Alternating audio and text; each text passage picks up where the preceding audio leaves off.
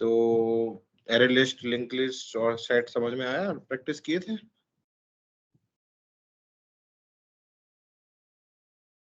Yes yes,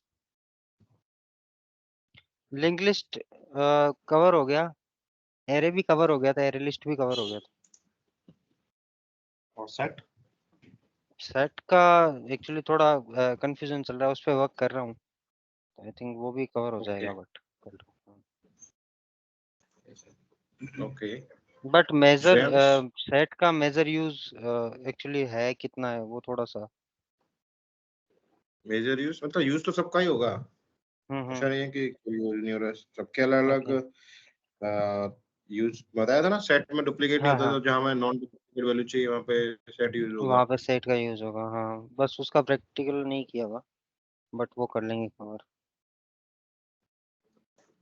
okay. Shreyansh, कोई doubt? Sir नहीं sir, अभी तो नहीं है सर कोई डाउट, बट सर जैसे ये जो हैश चैट और ये वाला जो है ना, इसके वही जो लकी कह रहा था कि एक बार प्रैक्टिकल यूज बता देते। प्रैक्टिकल यूज मतलब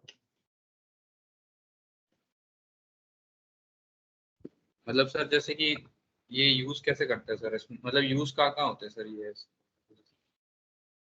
तो यूज तो बताया था ना, जहाँ पे नॉन डुप्लीकेट वैल्यू चाहिए होंगी वहां पे यूज करेंगे। हाँ वो तो सर समझ में आ गया था कि डुप्लीकेट प्रैक्टिकल एस्पेक्ट है। प्रैक्टिकल एस्पेक्ट में वही है, जैसे कोई हमारे पास एम्प्लॉय आईडीज आई डेटाबेस, मतलब जैसे हमने तुमको किसी ने एम्प्लॉय आईडीज दी किसी ने, ठीक है। अब उसमें से हमें फाइंड करनी है, एक एरे है जिसमें सारे एम्प्लॉयज की आईडी है, और वो मल्टीपल मल्टीपल डिपार्टमेंट्स में है, तो मल्टीपल डिपार्टमेंट्स की रिपोर्ट आई है कि ये एम्प्लॉय मेरे डिपार्टमेंट में है। ओके, तो ऐसा भी हो सकता है कि एक एम्प्लॉय दो डिपार्टमेंट में हो, ठीक है, पर तुम्हारे पास रिपोर्ट तो डिपार्टमेंट वाइज है। तो जो ये एम्प्लॉय है वो दो डिपार्टमेंट में डुप्लीकेट हो गया ना, एक डिपार्टमेंट ए में भी है, बी में भी है, तो वो दो बार काउंट हो गया। बट तुम्हारा रिक्वायरमेंट ये है कि तुमको बस सारे एम्प्लॉय आईडी निकालने हैं, कितने तो टोटल एम्प्लॉय है। तो मान लो ए में 10 एम्प्लॉय काम कर रहे हैं ए डिपार्टमेंट में, बी डिपार्टमेंट में काम कर रहे हैं 15 एम्प्लॉय, बट दो ऐसे एम्प्लॉय, मतलब दो ऐसे एम्प्लॉय हैं जो दोनों डिपार्टमेंट में काम कर रहे हैं। ओके, समझ रहे हो? हाँ ओके, तो फिर तो फिर कैसे निकालोगे? तो क्या करोगे, पहले डिपार्टमेंट ए के जितने भी एम्प्लॉयज हैं उनको डालोगे, किसमें, सेट में डालोगे। 10 डाल दिए, राइट। जैसे ए डिपार्टमेंट में तो कितने हैं, 10 है, बी में 15 है, और दो ऐसे हैं जो ए और बी दोनों में है, ठीक है। पहले क्या करोगे, ए के सारे एम्प्लॉयज को सेट में डाल दिया, ठीक है। सेट के पास कितने एलिमेंट हो गए, 10 हो गए, ठीक है। जब बी के डालोगे सेट में, तो जो आपकी एम्प्लॉय स्क्रीन ऑलरेडी, विजिबल नहीं हो रही, मतलब स्क्रीन मूव नहीं हो रही।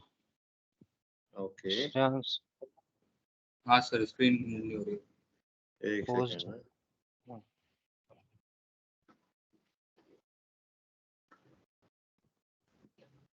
ओके, अब विजिबल है।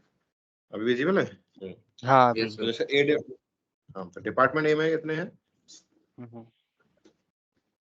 10 है।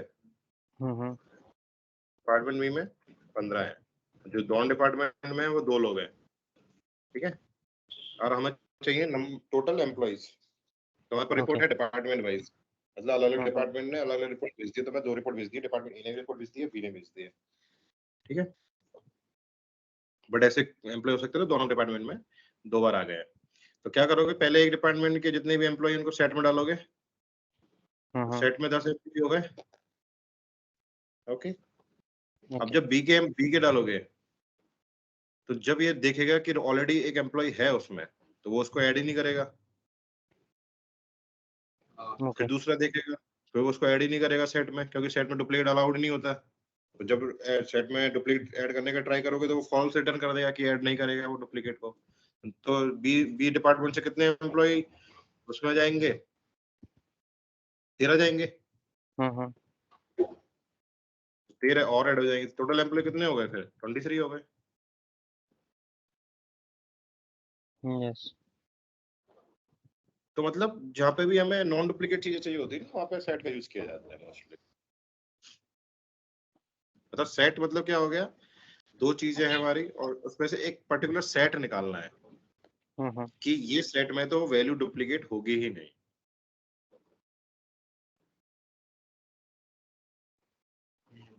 समझ रहे हो? जैसे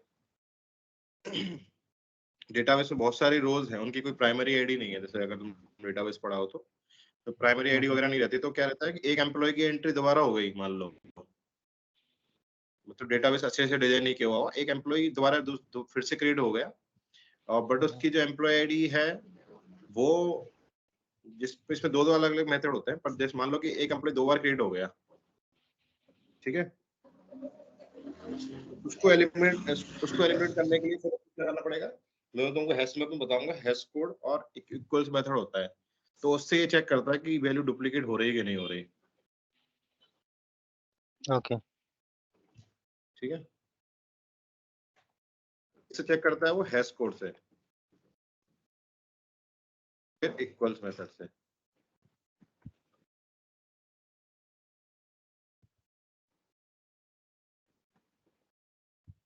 हैश कोड क्या होता है? हैश कोड होता है कि जब भी जावा में कोई ऑब्जेक्ट क्रिएट करते हैं तो उसका एक हैश कोड जनरेट होता है। हैश कोड मान सकते हैं कि आइडेंटिटी, ऑब्जेक्ट आईडी मान सकते हो तुम उसको, ऑब्जेक्ट आइडेंटिटी इन जावा। तो जब जेवीएम रीड करेगा वो ऑब्जेक्ट को, तो यूजिंग हैश कोड करेगा। जेवीएम को बस हैश कोड पता होगा कि ये ऑब्जेक्ट का ये हैश कोड है, तो उसी से वो ऑब्जेक्ट को आइडेंटिफाई करेगा। बट कब जो हैश कोड की वैल्यू है वो इंटीजर वैल्यू है, इसकी जो वैल्यू है वो इंटीजर वैल्यू है। ऐसा कई बार हो सकता है कि दो ऑब्जेक्ट की हैश कोड वैल्यू सेम हो गई मान लो, ठीक है, हो सकती है। मान लो जो हैश कोड है उसका उसकी रेंज मान लो, मैंने हाइपोथेटिकली मान लिया 1 से 100 के बीच में है, जो इंटीजर वैल्यू की रेंज है। तो जितनी भी हैश कोड की वैल्यू होंगी वो 1 से 100 के बीच में होंगी। यस। ठीक है, हैश कोड की वैल्यू ज्यादा होती है वैसे तो, बट क्या इंटरनली एक और मेथड कॉल करता है, उसको बोलता है हैश इंट मेथड, जो उसकी वैल्यू को डिक्रीज करता है, जो एक पर्टिकुलर रेंज में लेके आता है। वो रेंज में जब लेके आएगा तो उसकी वैल्यू रिपीट हो सकती है कई कई ऑब्जेक्ट्स की। फिर ये क्या करता है, जब hash code equal, hash code same है, when two objects shares two same hash code, अब कौन सा मेथड कॉल करेगा? Then it call equals method.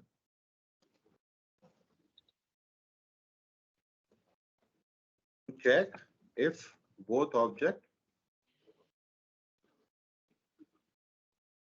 are really same or not। तो हैश सेट कैसे पता लगाएगा? दो मेथड से। हैश कोड पहले पहले प्रेफरेंस देगा हैश कोड को, हैश कोड अगर डिफरेंट है तब तो ऑब्जेक्ट अलग ही हो गए, फिर तो कोई कंफ्यूजन ही नहीं है, राइट। बट अगर हैश कोड सेम है तो इक्वल्स मेथड को कॉल करेगा। इक्वल्स मेथड में अगर ट्रू रिटर्न हो रहा है कि हाँ दोनों ऑब्जेक्ट ट्रू हैं, तो फिर क्या करेगा, उसको ऐड नहीं करेगा।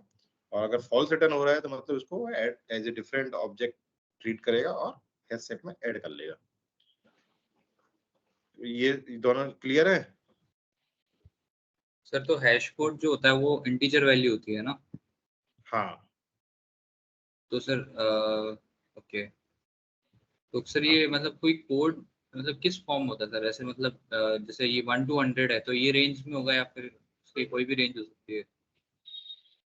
हाँ उसकी पर्टिकुलर रेंज होती है, डिपेंड्स ऑन कौन सा जावा वर्जन यूज कर रहा है, उस पे सब रेंज होती है। अच्छा इंटरनली ओके पहले ओके। हैश कोड जनरेट करता है, उसके बाद एक और हाँ हाँ। मेथड कॉल करता है वो इंट मेथड। इंट मेथड से उसकी वैल्यू को डिक्रीज करता है पर्टिकुलर रेंज में। तो उसकी रेंज मतलब हर जावा वर्जन में अलग अलग रेंज आती है, तो उस पे उसका मतलब मुझे भी आइडिया नहीं है कितनी रेंज होती है, बट उसकी तो एक सर पर्टिकुलर रेंज होती है। इंट की जो रेंज होगी वो हैश कोड की रेंज हो जाएगी फिर? हाँ मतलब that depends on the type of processor कि कितने बिट का प्रोसेसर है। बिट का नहीं, Java version, Java version, sorry, हाँ जावा वर्जन। हर जावा वर्जन में लोग कुछ ना कुछ चेंज करते रहते हैं मोस्टली, बट ये कंसेप्ट सेम रहता है कि हैश कोड पहले जनरेट होगा, हैश कोड से ऑब्जेक्ट आइडेंटिफाई होगा, फिर इंटरनली एक हैश इन फंक्शन कॉल होगा जो उसकी वैल्यू को डिक्रीज कर देगा, पर्टिकुलर रेंज में लेके आ जाएगा। Okay okay, okay. और अगर उस लिमिट से एक्सीड होता है तो नहीं होगा, उसका एल्गोरिथम ही ऐसा रहेगा ना, एक लिमिट उसके रेंज में लेके आएगा, तभी तो 2 ऑब्जेक्ट और 3 ऑब्जेक्ट का हैश कोड सेम हो सकता है। ओके। मतलब हैश इन हैश कोड डिफरेंट होगा, लेकिन हैश हम्म, जैसे हैश कोड तो डिफरेंट होगा, हाँ पर जब वो हैश इंट में लेके जाएगा तो वो सेम हो सकता है, ओके। क्योंकि उसको वो डिक्रीज करके एक पर्टिकुलर रेंज में लेके जा रहा है ना, समझ रहे हो? तो ऐसा रहता है। सर एक बार ये इक्वल मेथड वापस बताना, तो इक्वल मेथड क्या होता है? एक सेकंड बताता हूँ तुम्हें। अभी पहला क्वेश्चन है कि ये दोनों मेथड आते कहाँ से हैं, क्योंकि हम लोग तो लिखते नहीं है, राइट, किसी भी ऑब्जेक्ट में। तो जावा में, इन जावा ऑब्जेक्ट जो क्लास है इस पेरेंट, और बोल सकते हैं super parent of all objects और क्लासेस। एक क्लास होती है जावा में ऑब्जेक्ट नाम से, वो सबकी पेरेंट क्लास होती है। ओके, सुपर पेरेंट जितने भी क्लासेस होंगे जावा में सबकी पेरेंट ऑब्जेक्ट क्लास होती है। ये जो मेथड है दोनों, हैश कोड और इक्वल, ये क्लास में होते हैं। जो हैश कोड मेथड है और इक्वल्स मेथड है are under object class. Object class. Java वो मेथड कॉल करता है और फिर हैश कोड जनरेट कर लेता है। ओके, तो हम क्या करते हैं, मान लो भाई कई प्रॉब्लम आती है कि हैश कोड जावा कैसे इंटरनली जनरेट कर रहा है, वो हमें नहीं चाहिए, हमें कस्टमाइज करना है वो मेथड, हमें अपने अपने बेस पे करना है, मान लो। तो एक मैं तुम्हें एक एग्जांपल देता हूँ। मान लो मेरे पास एम्प्लॉय का एग्जांपल दिया मैंने तुम्हें, एम्प्लॉय है, ठीक है। एम्प्लॉय का क्या, एक EMP आईडी है और EMP नेम है, ठीक है। अभी के लिए 2 लेके चलते हैं। मैं क्या करूंगा, तुम इसको रियल टाइम एग्जांपल बताओ। इस कोड में ये 2 एम्प्लॉय के जो एम्प्लॉय के नेम है सेम हो सकते हैं, राइट, बट 2 एम्प्लॉय की एम्प्लॉय आईडी सेम नहीं हो सकती, आइडियली नहीं होनी चाहिए, राइट। तो मैं क्या करूंगा कि हैश कोड में, हैश कोड को मैं एम्प्लॉय नाम से जनरेट कर लेता हूँ कि एम्प्लॉय के नाम के अकॉर्डिंग हैश कोड जनरेट हो जाएगा। तो एक आइडेंटिफायर तो हमारा किस पेज पे हो गया, एम्प्लॉय नाम पे। तो पहला प्रेफरेंस दे दिया मैंने हैश कोड को, वो एम्प्लॉय नाम पे जनरेट होगा। मान लो मेरा नाम मैंने दिया राज, इसका हैश कोड जनरेट हो गया 10 मान लो। फिर एक और एम्प्लॉय आया, ये आया श्रेयांश आया, इसका हैश कोड जनरेट हो गया 15 मान लो। फिर एक और एम्प्लॉय आया जिसका नाम राज है, उसका भी अब एल्गोरिथम तो सेम है, उसका हैश कोड तो 10 ही जनरेट होगा, राइट। इन दोनों में तो कोई दिक्कत नहीं है, इन दोनों को तो हैश सेट और हैश में दोनों एंटर कर लेंगे। अब इस पे हैश सेट कंफ्यूज हो जाएगा भाई, मेरे पास ऑलरेडी एक एम्प्लॉय पड़ा है जिसका हैश कोड 10 है और उसका नाम सेम है और इसका भी हैश कोड 10 आ रहा है, राइट। फिर वो क्या करेगा, इक्वल्स मेथड कॉल करेगा। मान लो इसका एम्प्लॉय आईडी मैंने दे दिया, ये पहले आया तो उसका एम्प्लॉय आईडी मैंने दे दिया 5 दे दिया मैंने इसका, ठीक है। जो नेक्स्ट है इसका दे दिया मैंने मान लो 15 दे दिया एम्प्लॉय आईडी। अब वो चेक करेगा इक्वल्स मेथड में मैंने ओवरराइड कर रखा है बेस्ड ऑन एम्प्लॉय आईडी कि एम्प्लॉय आईडी चेक करूंगा मैं इक्वल्स मेथड में। अगर एम्प्लॉय आईडी सेम है तो मैं ट्रू रिटर्न कर दूंगा, एम्प्लॉय आईडी सेम नहीं है तो मैं फॉल्स रिटर्न कर दूंगा। तो दोनों की देखेगा, एम्प्लॉय आईडी दोनों की अलग अलग है तो उसको ऐड कर लेगा, दोनों को अलग अलग ऑब्जेक्ट की तरह वो ट्रीट करेगा। तो मान लो इसकी एम्प्लॉय आईडी भी सेम होती, फिर तो ये सेम ऑब्जेक्ट हो गया, डुप्लीकेट ऑब्जेक्ट हो गया। हाँ समझ रहे हो? ओके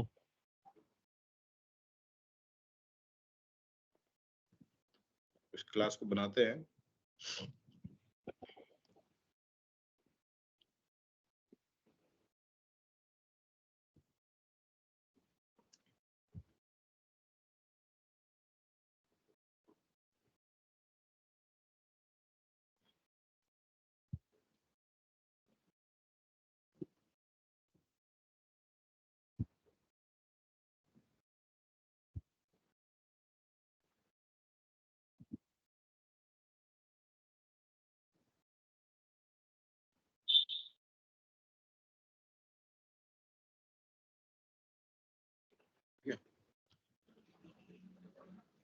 तो इसके मैं जनरेट कर लेता हूँ, यहाँ से जनरेट का ऑप्शन होता है, यहाँ पे दिख रहा है इक्वल्स एंड हैश कोड,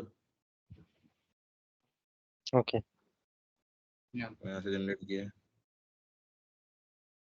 अब मुझे बताएगा कि इक्वल्स मेथड के लिए कौन सी फील्ड तुम्हें चूज करनी है। मान लो मैंने चूज कर लिया, एम्प्लॉय आईडी से चेक करूंगा मैं, तो एम्प्लॉय नेम को हटा देता हूँ। ठीक है, प्रीवियस में क्या पूछ रहा था वो, हैश कोड के लिए। ओके ठीक है, इसमें मैंने सेलेक्ट कर लिया इक्वल्स मेथड के लिए एम्प्लॉय आईडी, फिर वो हैश कोड के लिए पूछेगा, हैश कोड के लिए क्या मुझे सिलेक्ट करना है। तो उसने ऑटोमेटिकली ये लिया है employee ID previous ID to be included in equals। Okay इसको हटा दिया।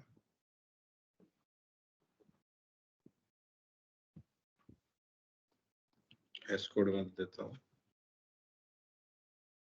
MP name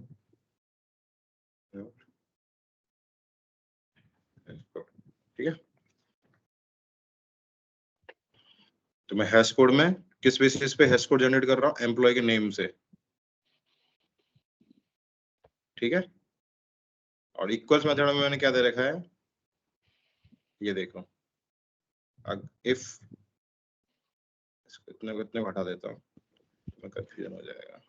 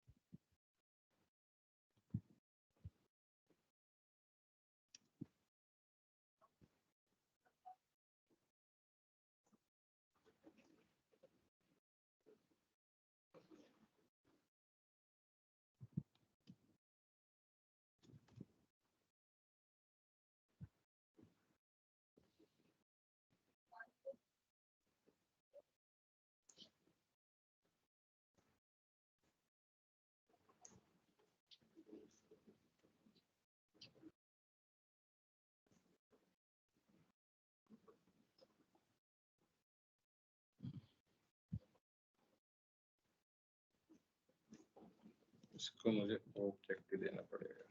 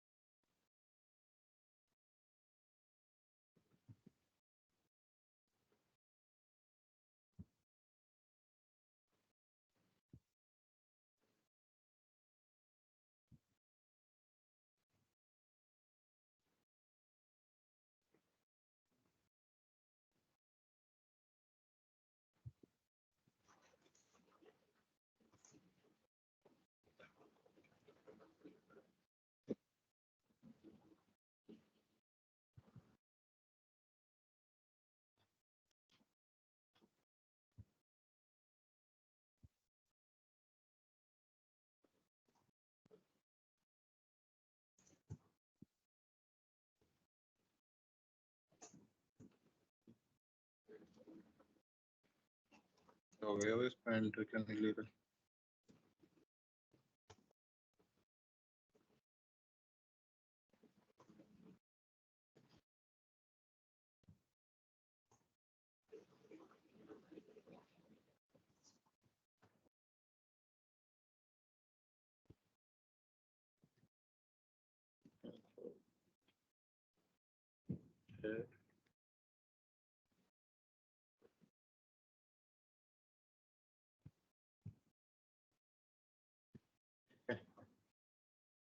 think control I.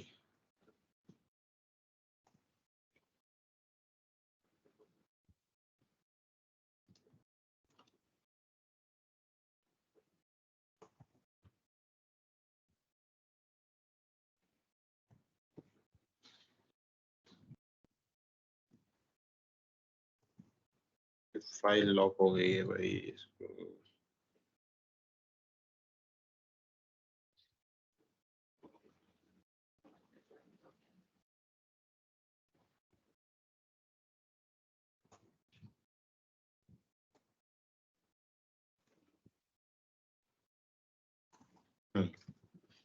ये इसमें कुछ वो है, ठीक है, एक ही लाइन में मान लो दोनों अलग अलग लाइन में है, ठीक है। मैं इसमें कैसे कन्वर्ट कर रहा हूँ इसको, this dot employee ID equal equal employee ID, दिख रहा है दोनों में। मतलब इक्वल मेथड में कंपेयर कर रहा हूँ मैं एम्प्लॉय आईडी से। एक एम्प्लॉय आईडी तो अंदर आ रही है यहाँ पे ऑब्जेक्ट के थ्रू, मैं इसको फिर डाउन कास्ट कर रहा हूँ। डाउन कास्ट बताया था ना मैंने, ऑब्जेक्ट सबका पेरेंट है तो उसको हम डाउन कास्ट कर सकते हैं एम्प्लॉय में। इसमें एम्प्लॉय का ऑब्जेक्ट आएगा, फिर मैंने उसको एम्प्लॉय में कन्वर्ट किया। फिर मैं दोनों एम्प्लॉय का, एक तो दिस मतलब करंट ऑब्जेक्ट का एम्प्लॉय चेक कर रहा हूँ, एक दूसरे एम्प्लॉय का भी चेक कर रहा हूँ। दूसरा एम्प्लॉय किसमें है, एम्प्लॉय में है। तो ये वाला करंट ऑब्जेक्ट का एम्प्लॉय आईडी और जो नेक्स्ट ऑब्जेक्ट आ रहा है उसका एम्प्लॉय आईडी मैच कर रहा हूँ। अगर दोनों इक्वल हैं तो ये ट्रू रिटर्न करेगा, दोनों इक्वल नहीं है तो फॉल्स रिटर्न करेगा। ये क्लियर है?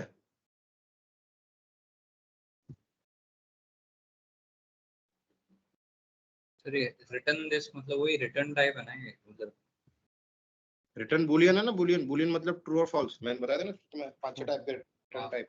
बूलियन मतलब ट्रू और फॉल्स हो गया। नहीं ये sir return this dot ID.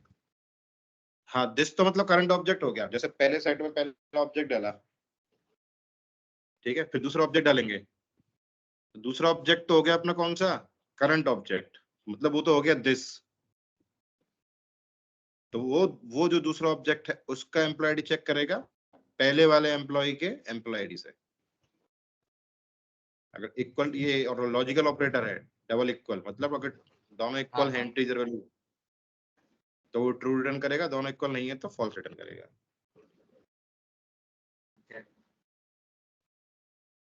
Clear है?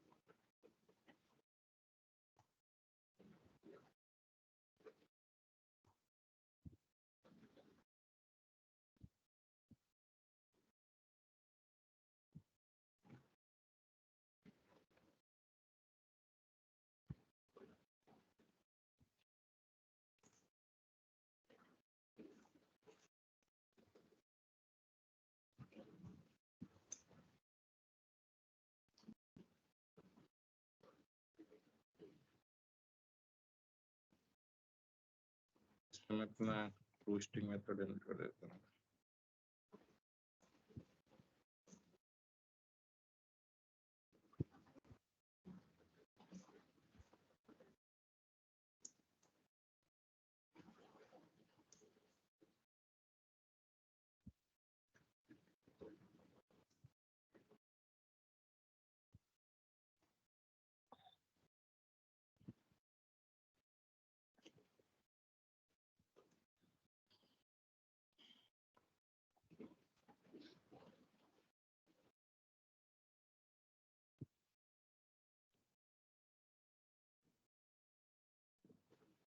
देखो कितने एम्प्लॉय है सेट में,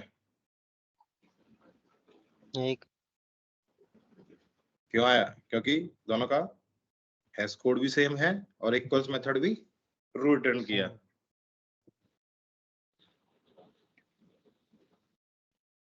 समझ रहे हो? हम्म। ये हैश सेट और इक्वल्स दोनों साथ में यूज में लेने का होता है। यस। हम्म।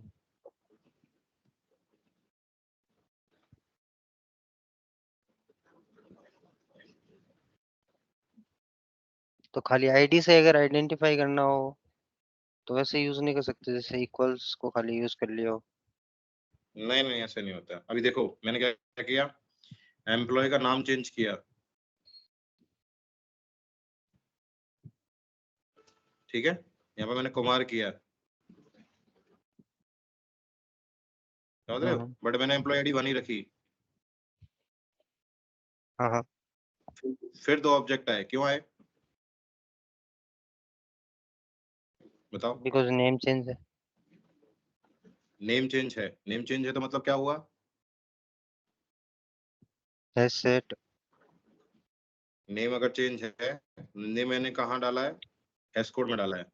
नेम से हैश कोड जनरेट कर रहा हूँ, मतलब मैंने नेम चेंज कर दिया। तो पहले क्या चीज होगी? Hash code,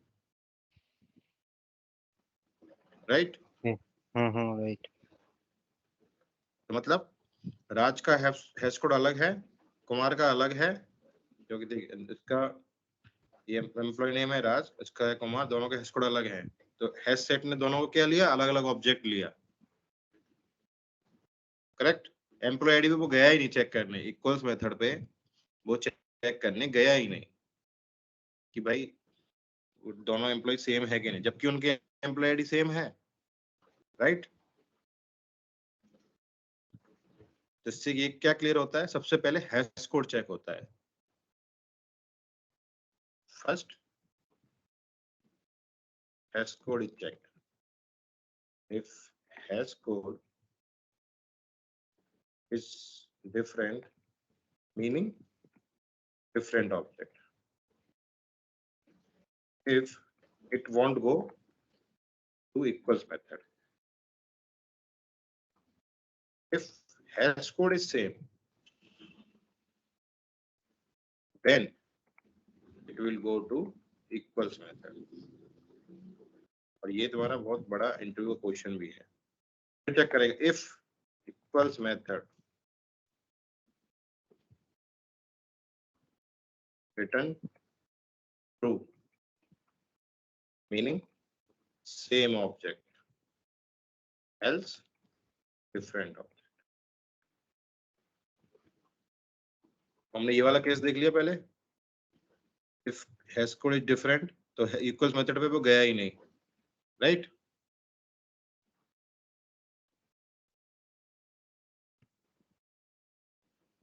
yes sir. अभी मैं क्या करूंगा, दोनों के नाम सेम कर दूंगा, मतलब हैश कोड सेम हो गया, एम्प्लॉय आईडी अलग अलग कर दी।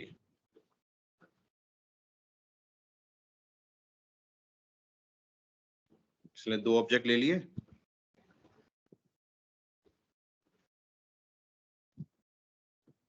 लिए कि नहीं?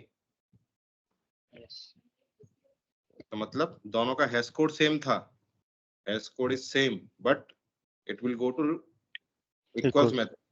इक्वल्स मेथड में दोनों की एम्प्लॉय आईडी अलग अलग है, तो उसने क्या रिटर्न किया? फॉल्स। मतलब इसने समझ लिया कि दोनों ऑब्जेक्ट अलग अलग हैं, इसलिए ऐड कर दिया। और अगर मैं कर दूंगा दोनों की एम्प्लॉय आईडी सेम, ये कौन सा केस हो गया? जिसमें हैश कोड भी सेम है और इक्वल्स मेथड भी सेम है, तो इसने दूसरे ऑब्जेक्ट को लिया ही नहीं, एक ही ऑब्जेक्ट लिया।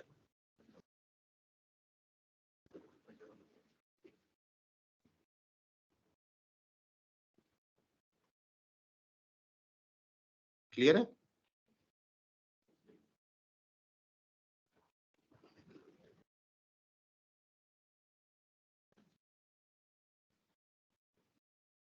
तुमको लॉगर डाल के जब भी तुमको कुछ समझ में ना आए ना, तो एक लॉग प्रिंट करके देख लिया करो। इसको मैं डिलीट कर देता हूँ।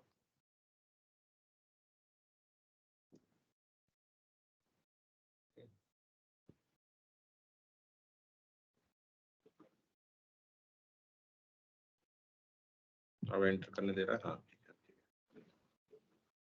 इसमें मैं क्या करूंगा, लॉगआउट डाल देता हूँ ताकि तुमको समझ में आए। इन इक्वल्स मेथड, ठीक है। मैं इसका वैल्यू रिटर्न करने से पहले कंट्रोल एक्स यहाँ पे कर लेता हूँ, प्रिंट कर लेता हूँ। Equals method value is equal method employ ID is same, मैं प्रिंट कर देता हूँ इसकी value boolean it's same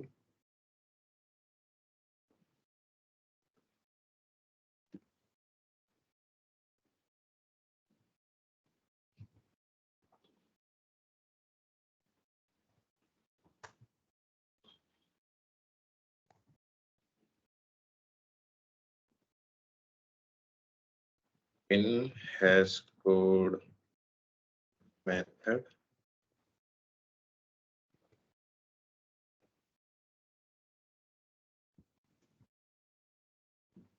value name dot, ठीक है।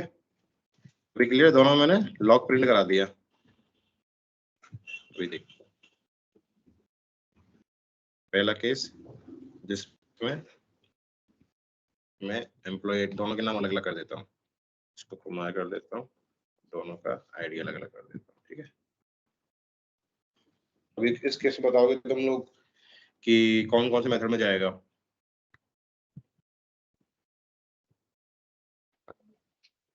ये इक्वल्स में जाएगा ना? क्यों? क्यों, दोनों चीज डिफरेंट है ना, आईडी भी डिफरेंट है और ये भी डिफरेंट है। तो मैंने क्या लिखा है, रूल क्या लिखा है कि अगर हैश कोड डिफरेंट है तो इक्वल्स में तो जाएगा नहीं ना। अगर हैश कोड ही डिफरेंट हो गया तो ये इक्वल्स मेथड पे क्यों जाएगा, इतनी मेहनत क्यों करेगा इक्वल्स मेथड पे जाने की, पहले ही बता देगा कि ये तो डिफरेंट ऑब्जेक्ट है।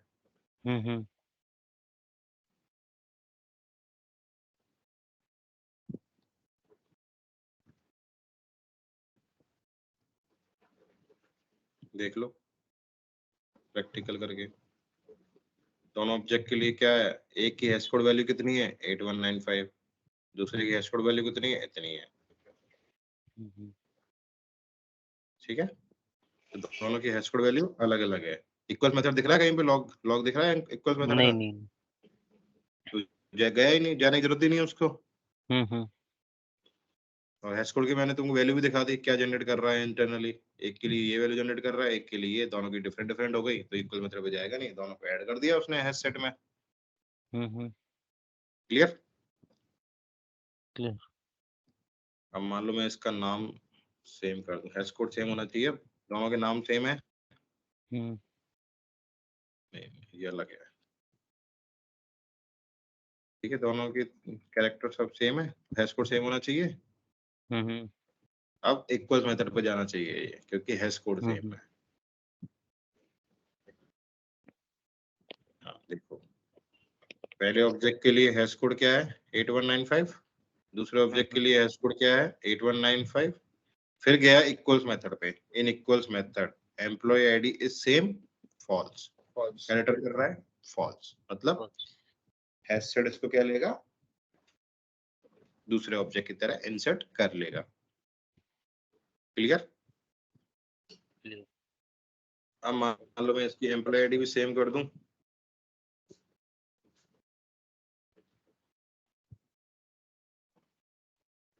देखो हैश कोड सेम हो गया क्योंकि एम्प्लॉय नेम सेम है, एम्प्लॉय आईडी भी सेम है, तो इन इक्वल्स मेथड गया एम्प्लॉय आईडी सेम, ट्रू है। तो सेट ने क्या समझा, ये तो डुप्लीकेट वैल्यू है, तो उसको इसने ऐड ही नहीं किया। क्लियर?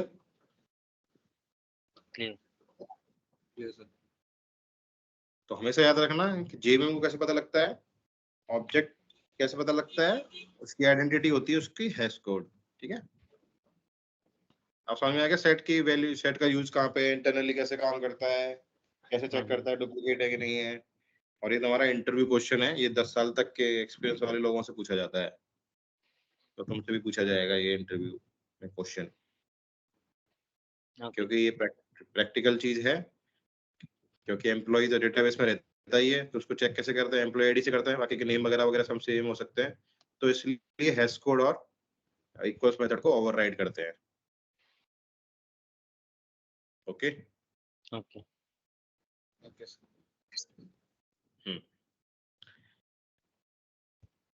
ठीक है, ये हो गया इसका प्रैक्टिकल एग्जांपल और इंटरनल वर्किंग। अब मैं तुमको बताऊंगा मैप। मैप क्या होता है? मैप एक अलग से इंटरफेस है जावा में, जो है तो कलेक्शन पैकेज के कलेक्शन मतलब जावा डॉट लैंग के अंदर और उस जावा डॉट यूटिल के अंदर, जावा डॉट यूटिल के अंदर, ठीक है। बट कलेक्शन, इसका जो पेरेंट है वो कलेक्शन नहीं है, ये सिमिलर हायरार्की में नहीं आता, ये डिफरेंट हायरार्की में आता है मैप इंटरफेस। इसका इंटरफेस होगा मैप इंटरफेस, इसके चाइल्ड होंगे हैश मैप और लिंक्ड हैश मैप और ट्री मैप।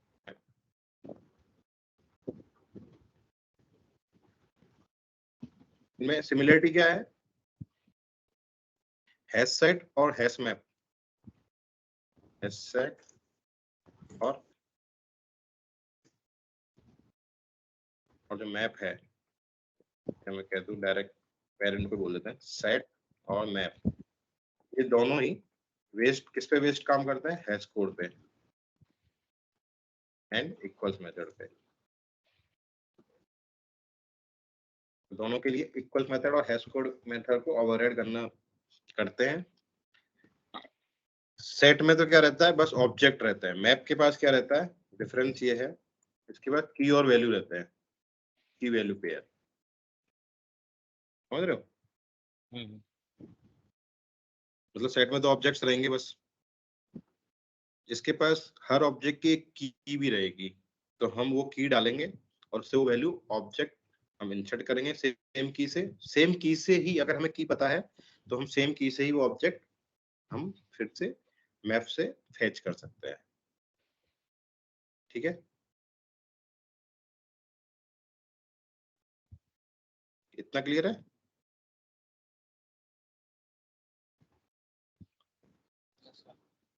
यस यस ठीक है,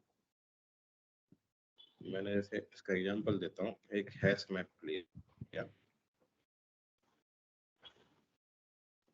की दे दी इंटीजर टाइप की और मैंने इसमें दे दिया वैल्यू स्ट्रिंग टाइप की।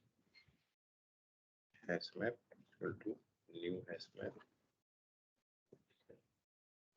हैश मैप डॉट पुट, इसमें मेथड होता है पुट, पहले वैल्यू होगी की, मैंने डाल लिया 1 इज द की, मैंने वैल्यू डाल दी हेलो।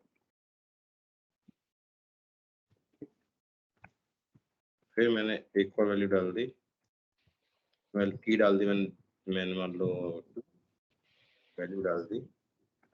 अच्छा ठीक है, इसमें एक और डाली मैंने वैल्यू पुट, की मान लो डाल दी मैंने 5, मैंने डाल दी इसमें कलेक्शन टॉपिक। ठीक है, तो मैं प्रिंट करा देता हूँ।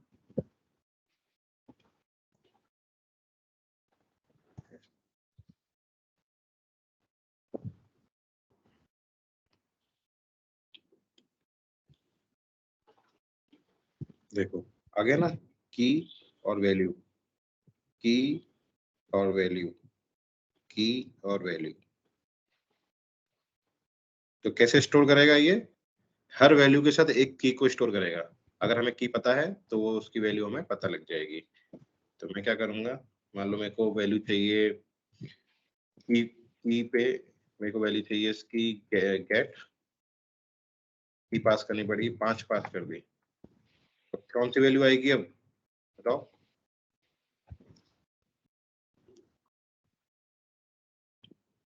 Collection topic. कलेक्शन टॉपिक आना चाहिए हाँ है? 2 डालेंगे,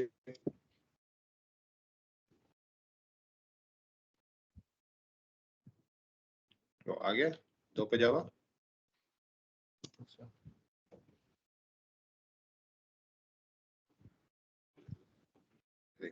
3 की के पास कोई वैल्यू नहीं है, तो क्या दे दिया उसने? null।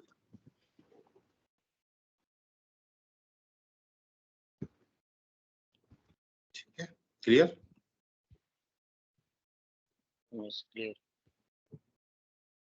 ठीक है, अब इसमें क्या होता है, पूरा की बेस्ड है ये। मैप में जो सब चेक होगा ना, हैश कोड इक्वल सब की का चेक होगा। तो before inserting hash code, before inserting any key value here in map, hash code and equals method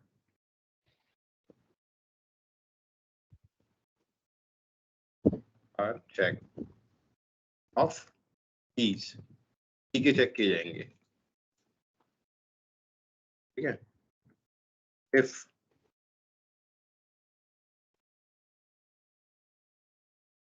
hash code of 2 keys are same, तो क्या होगा?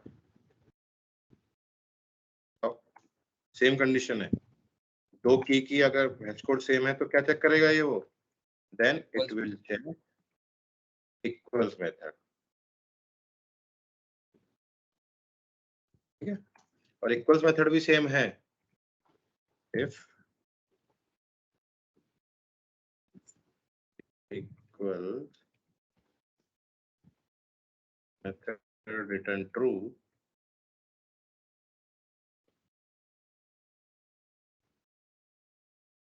ये क्या करना चाहिए बताओ? मतलब 2 की सेम है, so it will override the entry, it will override the value।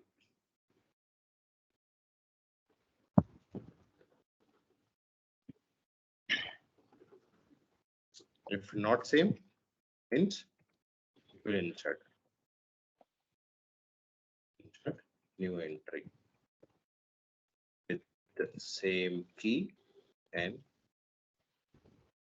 with the new entry, you will insert a new entry because keys are different। ठीक है, सेम तो है ही नहीं। ये समझ में आया कि नहीं आया बताओ? यस। तो इस पे जो भी सब चेक होगा वो कीज का चेक होगा। कीज की अगर हैश कोड सेम है तो कीज की इक्वल्स मेथड चेक करेगा, इक्वल्स मेथड भी सेम है तो ये ओवरराइड कर देगा वैल्यू को। इक्वल मेथड सेम नहीं है, मतलब 2 डिफरेंट कीज हैं, तो दोनों को इंसर्ट कर देगा।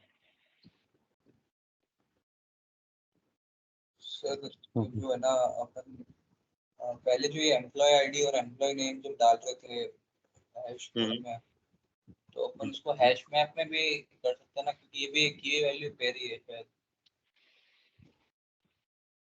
इसको हाँ, हैश तो मैप मैप में में ये अगर एंटर कर दे तो ये हाँ हो हाँ सकता है ना इसमें भी? हाँ, हैश मैप में क्या एंटर नहीं होगा? होगा, हैश मैप में यूज करेंगे तो हम हैश मैप भी यूज कर लेते हैं। वही मेरा नेक्स्ट इसमें सर काम फिर होगा। वो एम्प्लॉय नेम और एम्प्लॉय आईडी कैसे डिफाइन होगी फिर इसके अंदर कि ये एम्प्लॉय नेम और ये एम्प्लॉय आईडी? फॉर कहाँ पे? एग्जांपल प्रिंट किया तो हैश मैप में ही, एक सेकेंड, एक हैश मैप एम्प्लॉय के बना, अंदर ही। इसमें जैसे मतलब सिंगल की का रहता है ना। एक एम्प्लॉय मैंने बनाया, ठीक है, एक एम्प्लॉय का मैंने नाम दिया, ठीक है, एम्प्लॉय का मैंने नाम एम्प्लॉय आईडी दे दिया 1, ठीक है। एक और मैंने दूसरा एम्प्लॉय बना दिया, करके देख लेते हैं ना, कोई दिक्कत थोड़ी है। एम्प्लॉय 2 कर दिया,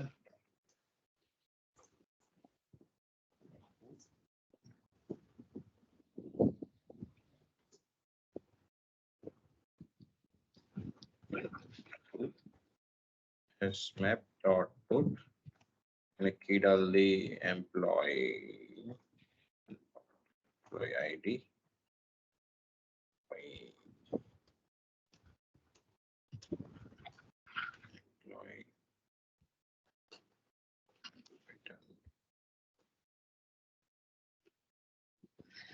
मेरे को देना पड़ेगा एम्प्लॉय, क्योंकि मैं एम्प्लॉय टाइप का ऑब्जेक्ट स्टोर कर रहा हूँ, ठीक है। मैंने दे दी empty2।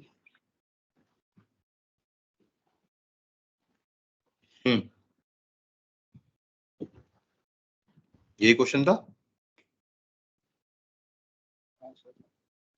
यस इसको print कर देते हैं।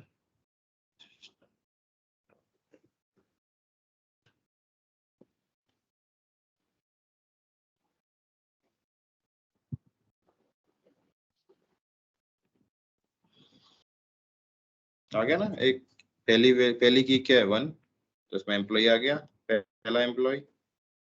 दूसरी की है 2, दूसरे में क्या आ गया, दूसरा एम्प्लॉय आ गया। अब तुम बोल रहे हो कि अगर दोनों की सेम है, तो दोनों की सेम करके देख लेते हैं।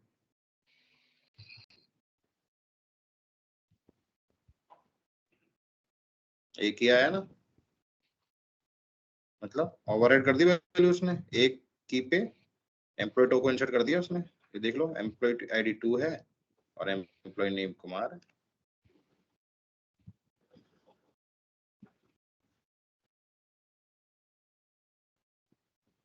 ये क्वेश्चन था श्रेयांश।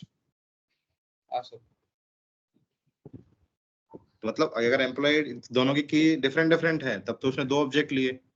अब मैंने क्या किया, दोनों की सेम कर दी मैंने। देखो इधर भी सेम एम्प्लॉय आईडी डाल रहा हूँ, एम्प्लॉय वन की, इधर भी सेम डाल रहा हूँ, बट ऑब्जेक्ट डिफरेंट डिफरेंट डाल रहा हूँ। तो जो ऑब्जेक्ट लास्ट में डाला मैंने सेम की पे, वो आएगा। ओवरराइड हो गई ना।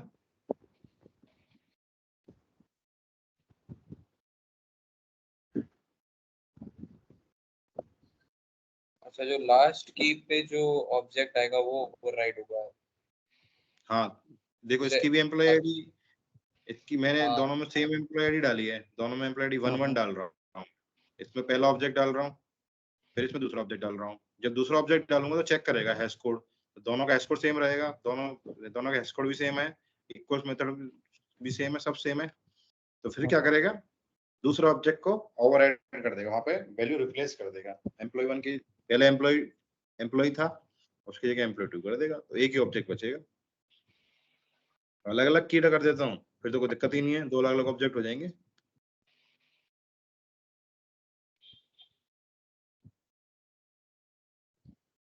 समझ रहे हो। यस अगर एम्प्लॉय आईडी अगर 3 और रहेगी तो वो 3 करेगा, 2 को ओवरराइड कर देगा फिर। नहीं नहीं, ओवरराइड नहीं करेगा। अगर जैसे एक और एम्प्लॉय बनाया मैंने, हाँ हाँ नहीं यहाँ पे तुम एम्प्लॉय आईडी 2 क्यों मान रहे हो, तो एक ही है ना, मैं पहले वाले एम्प्लॉय की डाल रहा हूँ। नहीं, ये वैल्यू देखो, जो प्रिंट करी एम्प्लॉय आईडी 2 के साथ में करी ना। क्योंकि दूसरा ऑब्जेक्ट डाला हूँ, ये ऑब्जेक्ट प्रिंट इसको हाँ कर हाँ रहा है, ऑब्जेक्ट पहली प्रिंट वैल्यू करी। की है। ओके। तो पहला की आया 1, हम्म इधर देखो इक्वल्स के पहले, जो इक्वल्स के बाद में है ना, इक्वल्स के बाद में वो होती है वैल्यू। तो जो हम्म पहला कॉमा से पहले जो है वो है की, और इधर जो इक्वल से पहले है वो है की, ओके। और इधर कॉमा के बाद जो वैल्यू है वो है वैल्यू, और इधर जो इक्वल्स के बाद है वो है वैल्यू। तो मैं क्या डाल रहा हूँ, एम्प्लॉय 2, तो एम्प्लॉय 2 प्रिंट करेगा ना। हम्म समझ रहे हो। ठीक। उससे कंफ्यूज मत करो, तुम जो यहाँ पे अलग की डाल दो, क्वेश्चन में होता है यहाँ पे A1 1 डाल दो, ठीक है। हम्म उससे अगर कंफ्यूजन हो रहा है तो 1 डाली, 1 डाली। हम्म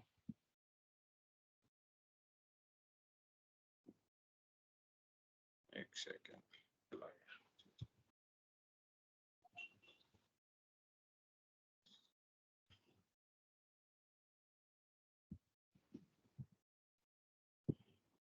देखो आ रहा है ना, की क्या है 1, ऑब्जेक्ट दूसरा वाला आएगा, क्योंकि पहले मैंने 1 की के लिए एम्प्लॉय डाला था, फिर मैंने सेम की के लिए दूसरा एम्प्लॉय डाल दिया, तो हमेशा लेटेस्ट वैल्यू आएगी अगर की सेम है। अगर मैं की डिफरेंट डाल दूं, अगर मैंने की चेंज कर दी, यहाँ पे कर दिया मैंने की 2, कितने ऑब्जेक्ट होने चाहिए? 2 होने चाहिए। यस 2 आ गए, दूसरी की पे भी सेम वैल्यू आ गई। तो ये हमेशा चेक करेगा की से, की अगर सेम है तो वैल्यू ओवरराइड कर देगा, की अगर सेम नहीं है तो डिफरेंट ऑब्जेक्ट की तरह ट्रीट करेगा और इंसर्ट कर देगा। और की कैसे चेक करेगा सेम है कि नहीं? सेम एक हैश कोड और इक्वल्स मेथड से। Okay any doubt? No no sir. तो मेन टॉपिक है हैश कोड और इक्वल मेथड समझ में आना चाहिए, और इंटरनल वर्किंग कैसे होती है वो समझ में आना चाहिए। तो तुम्हारा हैश मैप और ये हो जाएगा। अब आता है हैश मैप। मैप में 3 होते हैं, hash map, linked hash map और ट्री मैप।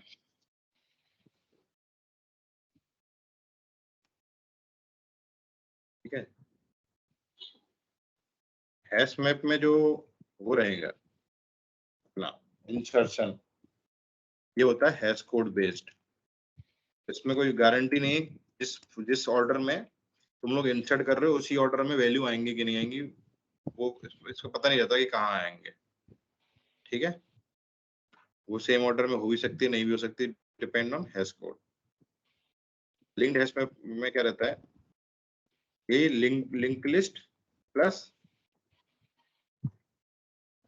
हैश मैप का बना होता है। तो इसमें जिस सीक्वेंस में इंसर्ट करेंगे उस इंसर्ट में सारी वैल्यूज आ जाएंगी। ओके। ओके और जो ट्री मैप है इसमें क्या होता है, सॉर्टिंग होती है, सॉर्टिंग ऑफ कीज। ठीक है, अब वो डिफॉल्ट होगी। डिफॉल्ट सॉर्टिंग कौन सी होती है अपनी? Ascending order.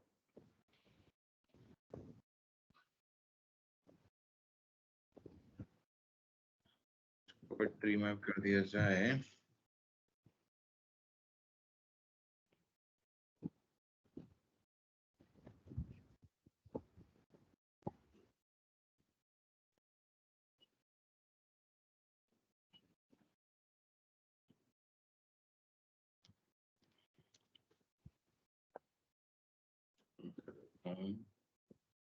की डाल देता हूँ 2।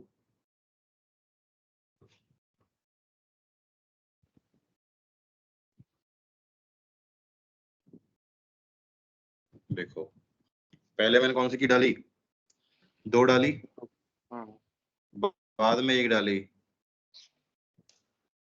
बट जब आउटपुट आ रहा है तो कैसे आ रहा है? जो छोटी है वो पहले आ गई, मतलब वो सॉर्ट हो गई असेंडिंग ऑर्डर में।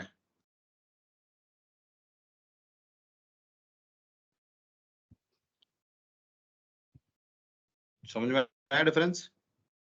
Yes friends clear? Yes sir. तो ये हमारा है कलेक्शन। ठीक है, इसमें कोई डाउट है तो हम नेक्स्ट क्लास में कवर करेंगे। तो इसमें तुम प्रैक्टिस कर लेना इसकी। जो एक तो मैंने तुमको कोड बताया ना कि employee IDs, remove duplicate employees from report. ठीक है, मीन मान लो कि an array has duplicate employee record. Employee की क्लास है, एम्प्लॉय के पास है एम्प्लॉय आईडी, एम्प्लॉय का नेम एंड एम्प्लॉय की डेट ऑफ बर्थ। ठीक है, तो तुमको चेक करना है hash code, generate hash code based on employee name and DOB और equals method based on right. employee.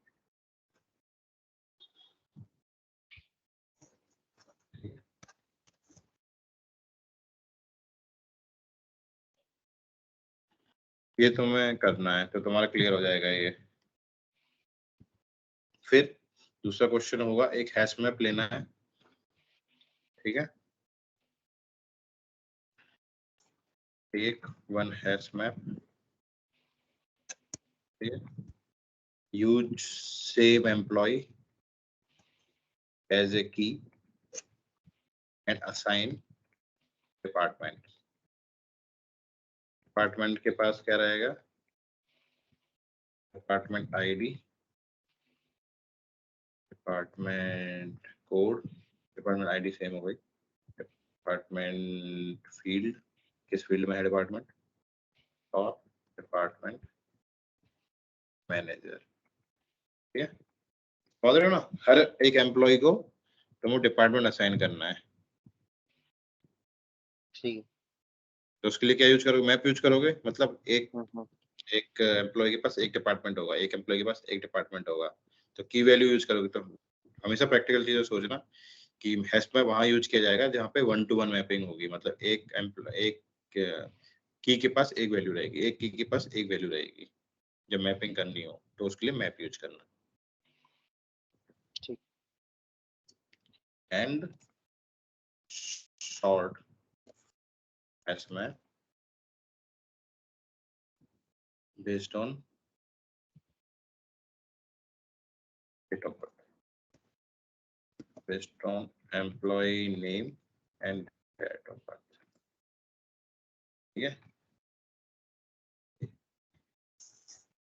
को डिपार्टमेंट असाइन करना, फिर उसको सॉर्ट करना हैश मैप को using employee name and date of birth. ये तुमको दोनों असाइनमेंट करने हैं, ठीक है। नोट कर लो।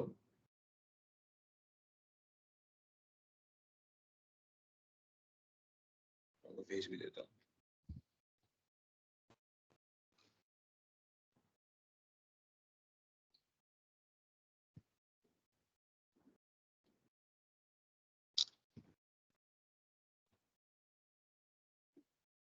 कॉपी कर लो, ठीक है।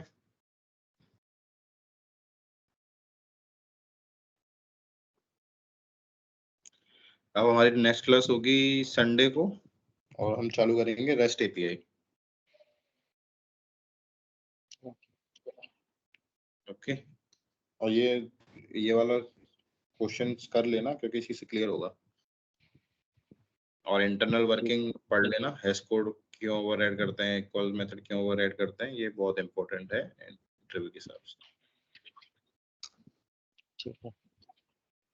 Okay, thank you, thank you. एक वो आपने नोट्स वगैरह का बताया था ना?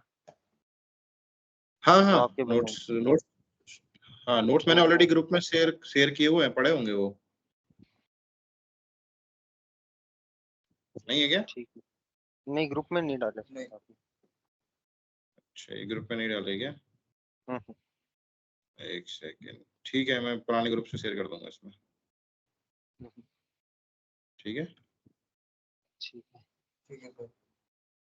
ओके, ठीक। Thank you, thank you. एक चीज और क्लियर करनी थी, वो इसके अंदर जैसे जो एपीआई का बेसिकली वर्क रहता है, तो कहीं पे भी मतलब फ्रंट एंड का कोई यूज नहीं रहता क्या? नॉर्मली जैसे डिजाइनिंग का फेस तो रहता ही होगा ना? किसमें, एपीआई में? नहीं, एपीआई तो इंटीग्रेशन का रहता है बेसिकली, बट हाँ, फ्रंट एंड तो यूज होता ही होगा ना, या फ्रंट ओनली एपीआई एंड का हम्म, नहीं, डिपेंड करता है कि तुम्हें फुल स्टैक डेवलपर बनना है या बैकएंड डेवलपर बनना है। ओके। हाँ, हम्म, तो जावा जो है वो मोस्टली हम्म, बैकएंड में यूज होती है अभी, अगर हम माइक्रो सर्विस जाएंगे ना, हाँ हाँ माइक्रो सर्विस कंसेप्ट आया था डिकपलिंग के लिए। हम्म, जावा में बहुत सारी चीजें होती हैं, जावा में फुल स्टैक भी होता है, हाँ हाँ फिर उसमें वो आ जाते हैं जेएसपी और अलग अलग चीजें आ जाती हैं, स्विंग से यूआई बनता था, हम्म। ठीक है। बट अभी अभी जो अभी तो फुल हमारा स्टैक रोड मैप रहेगा उसमें क्या क्या रहेगा, मतलब हमारा क्या क्या, हमारा बेसिकली वर्किंग क्या रहेगा फिर आगे इन फ्यूचर? फ्यूचर अभी देखो, जिसको अगर फ्रंट एंड थोड़ा बहुत आता है, हाँ हाँ अभी तो मैं शुरुआत करनी पड़ेगी बैक एंड से, ठीक है। मतलब एटलीस्ट तुम्हें अगर अच्छे से जावा सीखना है, हम्म। एटलीस्ट 2 इयर्स तो तुम्हें जावा को देने पड़ेंगे। साइड बाई साइड ठीक है। थोड़ा तुम साइड बाई साइड HTML हम्म। और CSS सीख सकते हो। ओके। बट तुमको अगर आगे फ्यूचर में फुल स्टैक बन रहा है, तो तुम तो बोलोगे नहीं मुझे तो फुल स्टैक बनना है। हम्म। फुल स्टैक बनने के लिए तुमको चाहिए कम से कम, अच्छा फुल स्टैक बनने के लिए 5 ईयर, ठीक है। अगर तुम ओके। अभी से चलोगे तो दो चीज हम्म। होती है कि तुम्हारा एस्पिरेशन क्या है। अब तुम बैकएंड क्या होता है कि तुम्हें फोकस करना है एक चीज पे जिसमें तुम्हें स्ट्रांग बनना है। ठीक। मान लो तुमने फ्रंट एंड भी ले लिया और बैक एंड भी ले लिया, और दोनों में तुमने हम्म 3 3 महीने तुमने ट्रेनिंग कर ली, हम्म ठीक है। अब फिर तुम इंटरव्यू देने गए दोनों फुल स्टैक का, हम्म मान लो, ठीक है। तो फुल स्टैक में क्या होगा कि वो इंटरव्यू हर चीज का लेगा, वो तुम्हारा डेटाबेस भी चेक करेगा कि डेटाबेस तुम्हें आता है कि नहीं आता, बैक एंड भी चेक करेगा कि तुम्हें बैक एंड आता है कि नहीं आता, और फ्रंट एंड भी डिजाइन करवाएगा कि फ्रंट एंड आता है कि नहीं आता। हम्म। तो मतलब तुमको जो सारी टेक्नोलॉजीज हैं फुल स्टैक के लिए कम से कम तुम्हें जावा पढ़ना पड़ेगा, रेस्ट एपीआईज पढ़नी पड़ेंगी, फिर रिएक्ट जेएस या एंगुलर जेएस, हम्म। एंगुलर जेएस पढ़ना पड़ेगा। डेटाबेस में भी जावा रहेगा फिर? डेटाबेस तो कॉमन रहेगा, बैकएंड में भी रहेगा वो तो हम्म। डेटाबेस। जावा में ही कोर जावा होता है तुम्हारा, कलेक्शन होता है, कलेक्शंस। हम्म फिर तुम्हारा ये एडवांस जावा होता है, ठीक है। फिर तुम्हारा रहेगा अपना स्प्रिंग बूट आ गया लेटेस्ट, अगर हम्म कंसीडर करें तो, फिर जेपीए हम्म हो गया, फिर स्प्रिंग वेब सर्विसेज हो गई, स्प्रिंग वेब हो गया, स्प्रिंग एमबीसी हो गया, तो नंबर ऑफ टेक्नोलॉजीज हैं। इसी में तो कंफ्यूज, मतलब इसमें हमारा फिर कैसे निकलेंगे इसमें, क्या क्या मतलब, जैसे अभी कोर जावा हो गया, कलेक्शंस हो गया, हम्म हम्म ठीक है, एडवांस जावा कवर कर, या फिर स्प्रिंग बूट पे चलेंगे अपन, जिसमें रेस्ट एपीआईज वगैरह भी देखेंगे, हाँ, है ना? तो तो यही हम लोग पैटर्न ये, रहेगा ना हमारा। हाँ हम लोग कवर हाँ करेंगे जावा का पार्ट। ठीक है। तो क्या करना है? सर ना, हम्म सर आप भी बैकएंड देखते हो क्या? हाँ, मैं तो टोटली बैकएंड देखता हूँ। अच्छा अच्छा। जैसे एक्चुअली क्या, हमारा वो था कि एक कोई भी मतलब ऐसा कुछ प्रोजेक्ट वगैरह कुछ देखने को मिल जाए ना, थोड़ा बहुत भी, तो एक आइडिया रहता है कि हैंड्स हो ऑन क्या हो रहा जाता है। ना सर एक बार, हैंड्स ऑन से थोड़ा, जैसे आप बोले थे ना रेस्ट एपीआई से आप स्टार्ट करवाएंगे। हम्म। हाँ हाँ, इसमें हैंड्स-ऑन इसमें होगा ना। यस सर वही वही वही। बस। हाँ, हैंड्स-ऑन के लिए जरूरी नहीं है कि यूआई हो, ऐसा कोई जरूरी हम्म नहीं है। हम्म। अभी क्या चल रहा है, माइक्रो सर्विस पे फोकस कर रहे हैं हम। पहले क्या था, हाँ माइक्रो सर्विस। पहले क्या था कि जो अपना बैकएंड था ना, हाँ हाँ मतलब अभी पुरानी टेक्नोलॉजीज में बैकएंड एंड फ्रंट एंड अलग अलग था। नहीं, एम्बेडेड मोनोलिथिक एप्लीकेशन था पहले। हम्म। तो एक साथ पैकेज एक साथ पैकेज होता था, हम्म। मतलब उसी में उसी सर्वर पे बैकएंड, उसी सर्वर पे फ्रंट एंड। हम्म। तो हर किसी को कुछ ना कुछ थोड़ा थोड़ा आता था, बैकएंड का भी थोड़ा आता था, थोड़ा फ्रंट एंड का भी आता था, तो ऐसे हाँ काम हाँ। चलता था। अभी माइक्रो सर्विस आ गए ना, हम्म। माइक्रो सर्विस में क्या हो गया है, डिकपल हो गए हैं, डिकपल करने के लिए आया है ये। डिकपल में क्या होता है, जितनी बड़ी बड़ी सर्विसेज है वो छोटी छोटी सर्विसेज हो गई, और जो हमारा बड़ा सा बैक फ्रंट एंड था, जो बड़ी सी वेबसाइट थी, वो छोटे छोटे फ्रंट एंड कंपोनेंट्स में convert हो गए। तो अगर यूआई डेवलपर भी होगा ना, तो सारे पूरा यूआई नहीं बनाता, वो एक उसका एक छोटा सा पार्ट बनाएगा, हम्म। समझ रहे हो? तो हर एक बंदा अलग अलग छोटे छोटे माइक्रो एप्लीकेशन पे काम कर रहा है अभी। तो ये क्यों आया कि ताकि लोगों के एक दूसरे पे डिपेंडेंसी ना रहे। तो अब क्या, बैक एंड और फ्रंट एंड दोनों कंप्लीटली डिकपल्ड हो गए हैं। ओके। बट जब आगे तुम्हारा एक्सपीरियंस ज्यादा हो जाए, जैसे मेरा एक्सपीरियंस अब 10 साल का हो गया, तो मेरा क्या है, मैं as a full stack developer काम करता हूँ। ओके। मतलब मेरा क्या काम है अभी, फुल स्टैक डेवलपर का काम।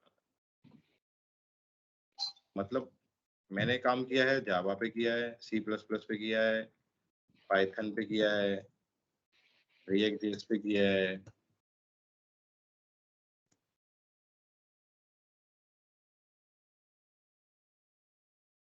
ओके। डेटाबेस तो हमें करना ही करना है, हम्म। डेटाबेस तो करना ही करना है। मतलब इसमें डेटाबेस में तुम्हारा एसक्यूएल हो गया, पीएल एसक्यूएल हो गया, कितने भी टाइप के डेटाबेस हो, मैंने कम से कम 8-10 डेटाबेस पे काम किया है। उसके बाद फिर आता है डिजाइनिंग, मैंने शायद तुमको बताया था एक बार, ऐप डिजाइनिंग, वो भी मैं करता हूँ। फिर होता है टेक लीड, जो मैं करंटली काम करता हूँ एज ए टेक लीड ही काम करता हूँ। मतलब कौन सी टेक्नोलॉजी यूज होगी, कौन से एप्लीकेशन, कौन से फ्रेमवर्क यूज होंगे, एप्लीकेशन का आर्किटेक्चर क्या होगा, कैसे डेटा फ्लो होगा, वो सब डिजाइन का काम होता है। ओके। ठीक है, तो सर हमको भी तुम्हारा है ना, रोल। जैसे ये सारी लैंग्वेजेस सीखनी पड़ेगी फिर ऐसे धीरे धीरे। हाँ, वैसे मतलब जैसे मतलब अभी आईटी, जावा सीख रहे हैं तो जावा में तो हमने ये सब सीख लिया, फिर इस पे भी काम भी कर लिया, फिर उसके बाद में ये सी प्लस प्लस रिएक्ट और ये सब भी सीखना पड़ेगा आगे जाके। वो तो फुल जरूरत स्टैक पड़ी अगर तो बनना जरूरत, चाहते हो तो। नहीं नहीं, जरूरत पड़ेगी तो सीखना पड़ेगा, ऐसा नहीं है। अभी मैं जावा में, मैं देखो मेरा अपनी जर्नी बता देता हूँ। मैंने चालू किया था एसएपी से, हम्म। ठीक है। फिर मैंने काम किया सी प्लस प्लस पे, फिर मैंने काम किया जावा पे, ठीक है। फिर मैंने कुछ टाइम के लिए काम किया पाइथन पे, ठीक है। फिर मैं सिंगापुर आया तो मैंने काम किया अपना बेस्ट एपीआईज बेस्ट। और माइक्रो सर्विसेज पे, ठीक है। फिर मैंने कुछ टाइम तक काम किया, मान लो रिएक्ट जेएस पे भी किया एक आध साल। तो ये सब क्या, एक साइकिल है। तुमको जैसे दूसरा प्रोजेक्ट मिला, तो उसमें कुछ ना कुछ ऐसी नई टेक्नोलॉजी रहेंगी तो तुम्हें सीखनी ही पड़ेंगी, समझ रहे हो? ओके। हम्म। जैसे मैंने पहले डेटाबेस की अगर बात करूं, पहले मैंने काम किया अपना ओरेकल पे, हम्म। फिर आ गया माई एसक्यूएल पे आ गया, हम्म। फिर अपना आ गया एडब्ल्यूएस वाला डायनामोडीबी आ गया, हम्म। ऐसे आ गया। फिर अगर डिप्लॉयमेंट सर्वर की बात करें तो मैंने किया लाइनक्स पे काम किया सबसे पहले। फिर एक क्लाउड आ गया, पीसीएफ क्लाउड। फिर AWS क्लाउड पे काम किया। इसमें क्या रहता है, तुम्हारे कंसेप्ट क्लियर होने चाहिए। तो तुमको जावा में क्लियर होना चाहिए कि हाँ भाई जावा में मैप क्या होता है। तो मैप सेम मैप पाइथन में भी होगा मोस्टली, बस उसका सिंटैक्स अलग होगा। ओके। समझ रहे हो? हाँ हाँ।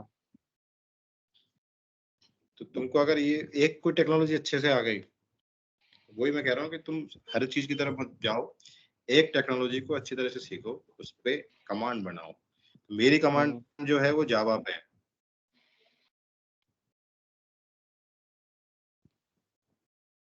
तो जब भी मैं कोई नई टेक्नोलॉजी सीखता हूँ तो मैं उसको जावा से कंपेयर करता हूँ कि जावा में ऐसे होता है तो वो नई टेक्नोलॉजी में कैसे होता है। ओके। तो एक टेक्नोलॉजी पकड़ के चलो, अभी तुमने जावा पकड़ी है तो जावा पे ही चलो। तो एटलीस्ट उस पे एक साल कोई कंपनी पकड़ो, फिर तुम्हें खुद डायरेक्शन मिलती जाएगी। तब तुम्हें जावा का प्रोजेक्ट मिलेगा ना, उसमें यही नहीं है कि तुम्हें जावा का प्रोजेक्ट मिल गया। मान लो तुम्हें जावा का प्रोजेक्ट मिल गया एक, इसमें ये नहीं है कि तुम बस कोड कर रहे हो। क्या होगा, तुम्हें रेस्ट एपीआई डिजाइन भी करना पड़ेगा। जो करंट सिस्टम है, सिस्टम डिजाइन भी करना पड़ेगा। डेटा कैसे फ्लो हो रहा है वो भी करना पड़ेगा। टेस्टिंग भी करनी पड़ेगी। समझ रहे हो? हाँ। समझ रहे हो? डेटाबेस भी करना पड़ेगा।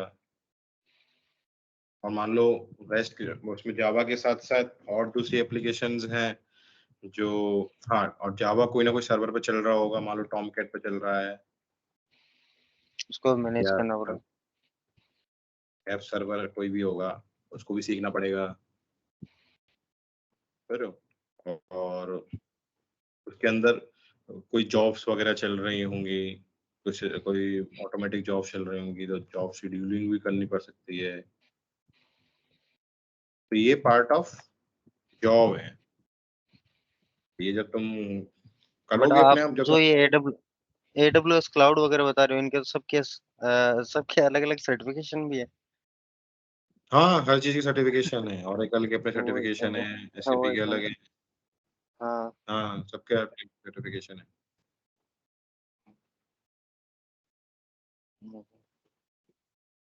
अच्छा, तो अभी तुम्हारा जो फोकस है, मेन फोकस है जावा, वो जावा, कोर जावा। बस जावा। कोर जावा भी नहीं, कोर जावा भी नहीं, जावा प्लस स्प्रिंग बूट।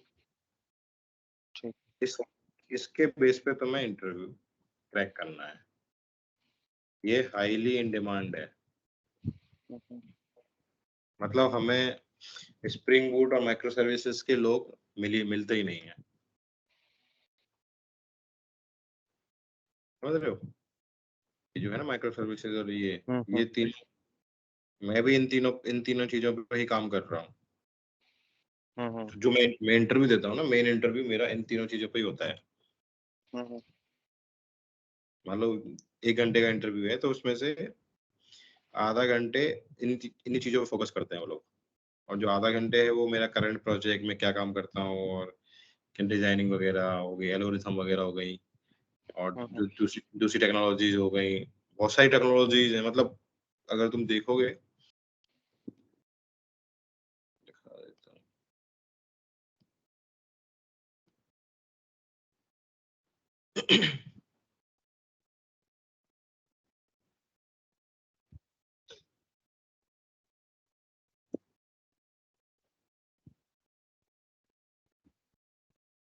ये देख रहे हो, इतनी सारी टेक्नोलॉजीज पे मैं काम कर चुका हूँ।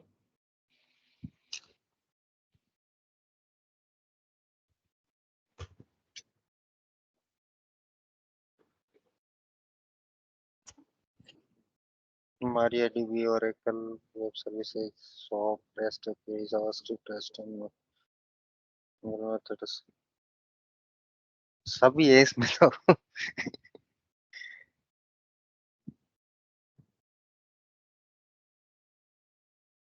कोटलिन पे भी काम कर चुका हूँ। कोटलिन की नया फ्रेमवर्क, नई लैंग्वेज आई है जावा के ऊपर, कोटलिन पे हाँ भी हाँ काम किया।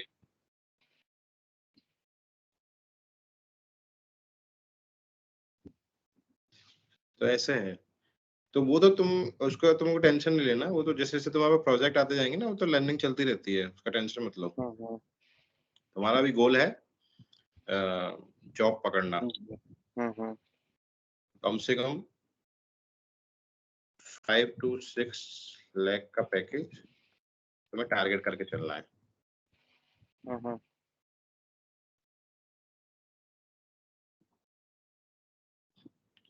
जब एक बार एंट्री कर लोगे तो धीरे धीरे सीखते चले जाओगे कि मतलब तुम्हारे स्किल्स कैसी है, तुम्हारी ग्रेस्पिंग पावर कैसी है, और तुम कितने इंटरेस्टेड हो कोडिंग में, उस पर भी डिपेंड करता है। कई लोग क्या होता है कि आईटी में चले तो जाते हैं पर उनका कोडिंग में इतना इंटरेस्ट नहीं रहता, हम्म टेक्निकल उनको थोड़ा बहुत आता है तो वो थोड़ा बहुत ही करते रहते हैं, सेम प्रोजेक्ट में सेम कंपनी में 5-6 साल उसी में करते हैं, उसी में फिर वो कंफर्टेबल हो जाता है, उनकी सैलरी फिर बढ़ती रहती है 2%, 4%, 5%।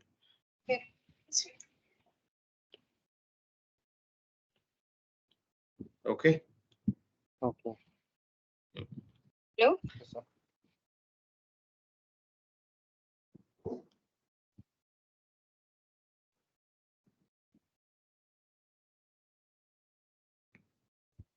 चलो ठीक है, फिर अपन ओके स्प्रिंग बूट पे ध्यान देंगे अभी। बिल्कुल ओके, ठीक है। थैंक यू गाइड करने के लिए। Thank you sir. Thank you, bye bye, good night. Good night. Good night.